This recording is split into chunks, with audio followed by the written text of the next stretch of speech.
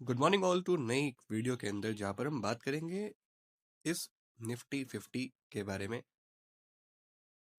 जिसने अभी करंटली पिछले 3 दिन से एक रेड कैंडल फॉर्म की है। एंड इन रेड कैंडल्स की वजह से हमें थोड़ी सी सेलिंग प्रेशर दिखाई को दे रहा है। लेकिन इस सेलिंग प्रेशर के बाद क्या एक्चुअल में हमें यहाँ पर क्या देखने को मिल रहा है?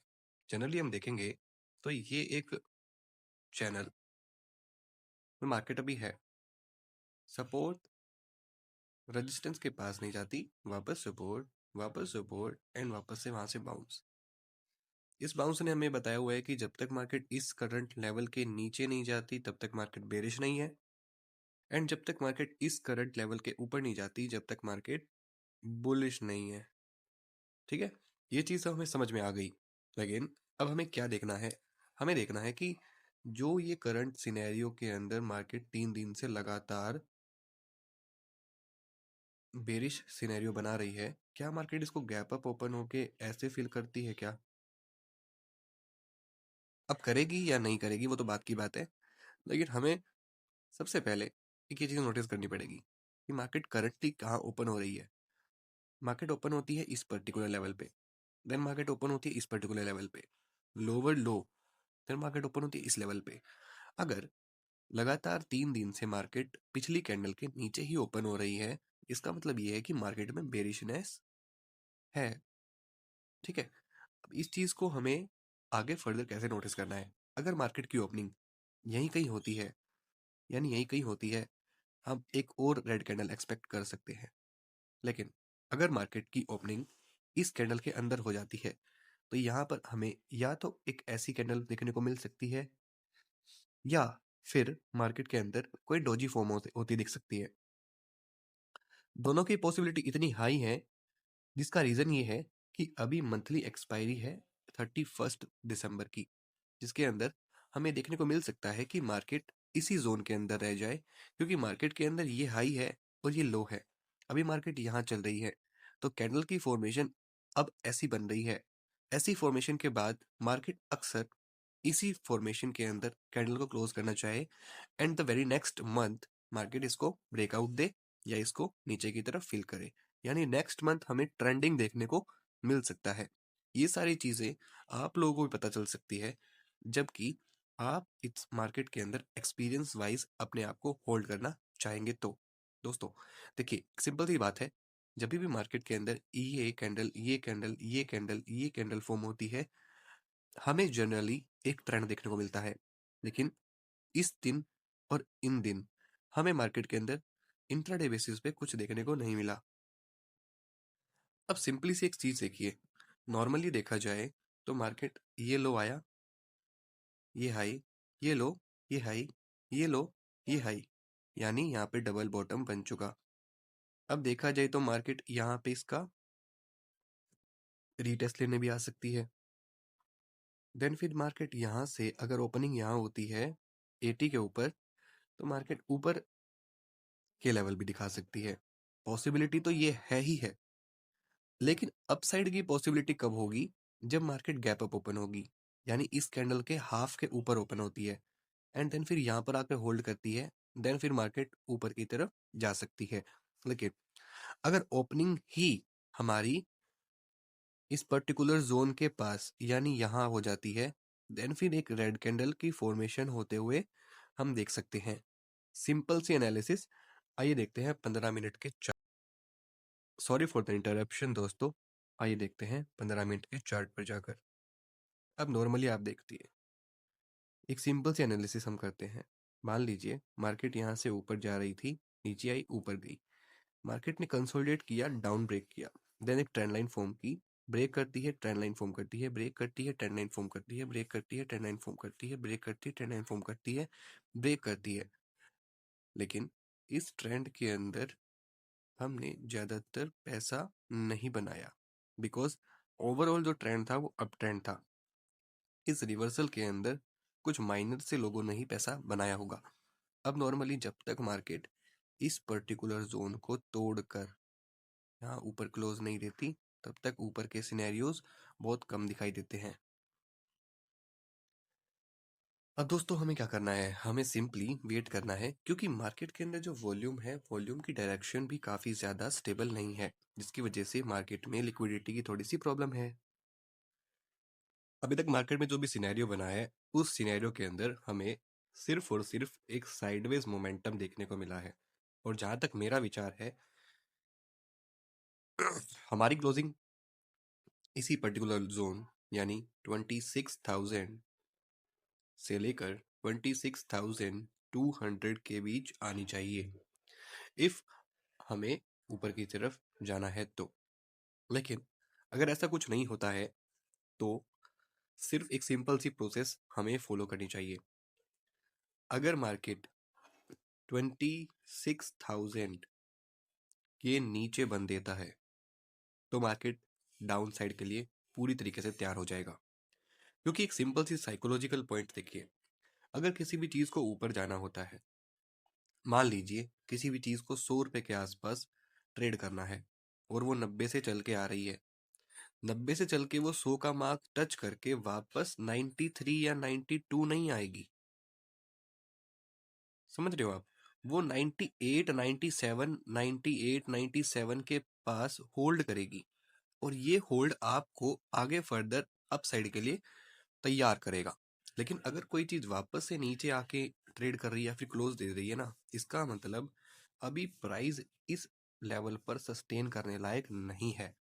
इसका मतलब ये है कि अभी हम इस लेवल को यानी इस हाई को क्रॉस करने के लायक नहीं है, हमें थोड़ा सा और वेट करना पड़ेगा। कोई बात नहीं दोस्तों, हमें सिर्फ अपने जोन के अकॉर्डिंग चलना है। Let's do it. अब यहाँ पर देखिए, 5 मिनट का टाइम फ्रेम है। पिछले दिन की ओपनिंग यहाँ थी, हाई लगाया मार्केट ने, कंसोलिडेशन करके ब्रेकडाउन, कंसोलिडेशन करके ब्रेकडाउन, कंसोलिडेशन करके ब्रेकडाउन, एंड देन अगेन यहाँ पर आके क्लोज दे दिया। जब तक मार्केट इस प्रॉपर जोन के ऊपर नहीं निकलती, तब तक हमें बुलिश के बारे में सोचना भी नहीं है। जब तक मार्केट इस पर्टिकुलर जोन के ऊपर नहीं निकलेगी, हम बुलिश के बारे में नहीं सोचेंगे। लेकिन जैसे ही मार्केट यहाँ आएगी, एक नेगेटिव कैंडल दिखेगी, we will go for the short only. That's our decision. अब देखते हैं कल के दिन मार्केट के अंदर क्या चीज बनती है। आइए अब बात कर लेते हैं इथीरियम के बारे में। इथीरियम के अंदर मुझे क्या दिखाई दे रहा है। नॉर्मली अगर डेली चार्ट के बारे में देखें तो डेली चार्ट के अंदर एक सिनेरियो हमें देखने को मिल रहा है। Just a second guys. हाँ जी, देखिए, मान के चलिए ये इथीरियम का चार्ट है। इसमें हमें लोअर लो की फॉर्मेशन दिखाई दे रही थी। प्राइस अपसाइड जाता है, लेकिन वहां से रिजेक्शन खा के रीटेस्ट करके एंड वापस कंसोलिडेट करता है। गिरता नहीं है, कंसोलिडेट करता है। यानी यहाँ पर बायर्स की एंट्री हो चुकी है। यानी अब प्राइस ना तो सेलिंग और ना तो बाइंग के लिए ज़्यादा इंटरेस्टेड दिख रहा है, बिकॉज अभी एक ट्रेंड आया है, ट्रेंड के बाद वॉलेटिलिटी आ गई, साइडवेज है, देन एक ट्रेंड डिसाइड होता है, या तो अपसाइड या फिर डाउन साइड। चारों चीज़ों में से एक चीज़ अभी तक तो मुझे देखने को नहीं मिली, लेकिन हाँ, डेली टाइम फ्रेम में प्रॉपर तरीके से कंसोलिडेट कर रहा है। एंड इस टाइम पे ऑप्शन बायर या फ्यूचर बायर को कुछ भी देखने को नहीं मिलेगा। या तो वो ट्रैप होगा या उसके ऐसे लेट होंगे। अब देखते हैं आवरली चार्ट पर। जब नॉर्मली मैं देखने को देख पा रहा हूँ, अब आप एक चीज देखिए, 1, 2, 3, 4, 5, 6, एक सिंगल जोन पे 6 बार टच हुआ है। एंड ऐसे ही अपर 1, 2, 3, 4, 5, 5 बार वहां टच हो चुका है। ट्रेड कहाँ कर रहा है? लोअर जोन के आसपास। जब तक इस जोन के बाहर नहीं निकलेगा, we will not interested in it. Surely we will not doing anything in between this range. Okay, Ethereum का सिंपल एनालिसिस 15 मिनट के टाइम फ्रेम पर जाकर और देख लेते हैं कि मार्केट के अंदर हमें क्या देखने को मिल रहा है। सिंपली एक मैनिपुलेशन चल रही है और कुछ नहीं, क्योंकि मार्केट के अंदर is such a no good price action at all. बेकार लग रहा है। तो मैं इसे इग्नोर करना पसंद करूंगा। अब हम बात कर लेते हैं हमारे प्यारे डाउ जोन्स कक्का की। डाउ जोन्स कक्का हमें एक प्राइस एक्शन दिखाते हुए नजर आ रहे हैं। ये प्राइस एक्शन ऐसा है जिसके अंदर हमें बुलिश प्राइस एक्शन दिख रहा है अनटिल जब तक ये इस पर्टिकुलर लेवल 48,300 के नीचे क्लोजिंग ना दे दे, तब तक मैं इसके अंदर बुलिश जाने की कोशिश करूंगा।